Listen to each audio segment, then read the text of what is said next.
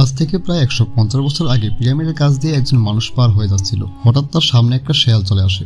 সে মানুষটি একটু আন্দাজ ছিল না যে তার পরবর্তী মুহূর্তে তিনি কি আবিষ্কার করে ফেলবেন। সে মানুষটি শিয়ালটিকে একটা পাথর ছুঁড়ে এবং সেই মাত্র শিয়ালটি পিরামিডের মধ্যে একটা গর্তের ভিতরে ঢুকে যায়। সেটা দেখে মানুষটি না থাকতে পারে, মানুষটি তার কাছে যায় এবং সেই গর্তটির মধ্যে কি রয়েছে, গর্তটির ভেতরে ঢুকতে মানুষটি এমন একটা জিনিস দেখতে পায় যেটা আজ অব্দি কেউ কল্পনাও করেনি। পিরামিডের ভেতরে একটা সিক্রেট চেম্বার তিনি দেখতে পান, অদ্ভুত কিছু অজানা হরফে লেখা। এই খোঁজটি ছিল এমন একটি খোঁজ যার ফলে পৃথিবীর সব রিসার্চারদের চমকে দিয়েছিল। এটাই সেই দিনটি ছিল যখন সারা দুনিয়া জানতে পারে যে পিরামিডের মধ্যেও চেম্বার রয়েছে যেগুলো ভেতরে আজ অব্দি রিসার্চ চলছে। এই ভিডিওটির প্রথম পর্বে আমরা দেখেছি কম্পাস ছাড়া কিভাবে পিরামিডের ডাইরেকশনকে সেট করা হয়েছিল, না কোনো উন্নত টেকনোলজি ছাড়াই মাটির থেকে পারফেক্টলি লেভেলিং করেছিল, এবং এটাও জেনেছি যে আগেরকার দিনে কিভাবে মানুষের এত বড় বড় পাথরগুলিকে একটার পর একটা চাপিয়ে এত বড় পিরামিডগুলি নির্মাণ করেছিল। প্রথম পর্বটি আই বাটন কিংবা ডিসক্রিপশন বক্স থেকে দেখে আসুন। রোবোটিক ক্যামেরাটি যখন পিরামিডের ভেতরে ঢুকানো হয় এবং পাথরের স্ল্যাবটিকে গর্ত করা হয় তখন তার ভেতরে এমন কি দেখতে পাওয়া যায় যেটি প্রায় 4500 বছর ধরে কেউ দেখেনি। আজকের পর্বে এসব জানতে পারবেন।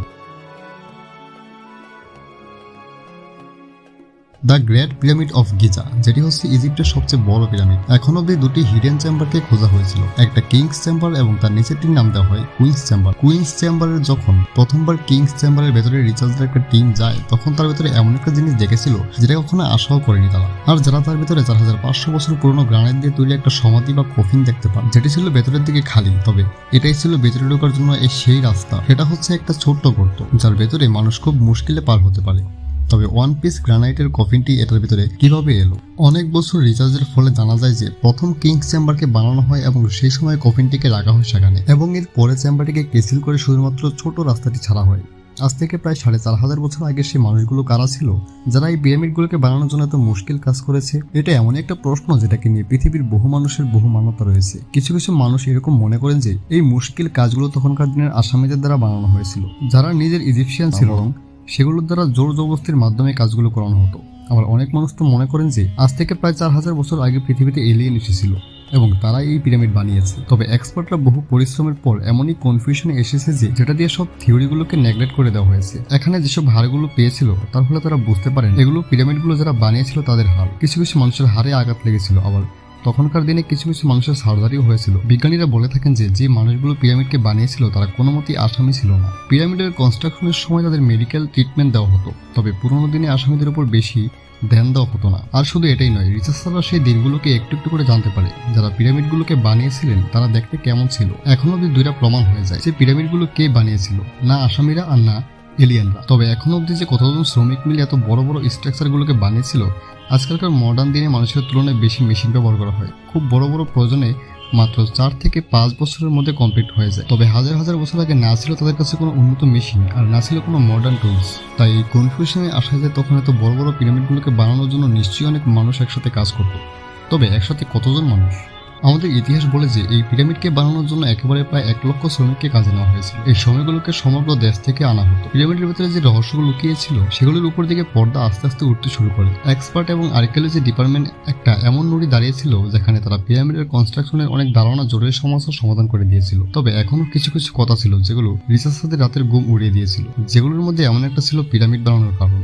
60 লক্ষ টনের চেয়েও বেশি ওজন, প্রায় 23 লক্ষ পাথর দিয়ে তৈরি পিরামিডগুলো এবং সেগুলোর ভেতরে তৈরি সিক্রেট চেম্বার, নিশ্চয়ই তো কোনো কারণ থাকবে। অনেকে তো এটা বলেন যে শুধুমাত্র মমিকে কবর দেওয়ার জন্য এত বড় বড় পিরামিড নির্মাণ করা যেতে পারে না, বরং পিরামিডগুলো কিছু উদ্দেশ্য ছিল। কারণগুলো কি তা জানার জন্য পৃথিবী থেকে বহু সায়েন্টিস্টকে আনা হয় এবং তারা কনফিউশনে আসে। আর তার আসল কারণ ছিল যখন মানুষ মারা যায় তখন তারা আকাশে তারা হয়ে যায়। মৃত্যুর পরেও তারা পেছনে ছেড়ে দেওয়া নিজের সাথে নিজের পরিবার এবং নিজের সমাজের যাতে কাজে আসে, তাই তাদেরকে পিরামিডগুলোর ভিতরে কবর দেওয়া হবে, যেগুলো পিরামিডের ভেতরে লেখায় ধার্মিক ভাষাগুলো তারা স্বীকৃত পাবে। হতে পারে এটাই ছিল তাদের বিশ্বাস। তবে আসল কারণটি কি এটাই ছিল? ইঞ্জিনিয়ারিং হিস্ট্রি অদ্ভুত স্ট্রাকচারগুলি আরও একবার রিসার্চদের সমস্যায় ফেলে দেয়।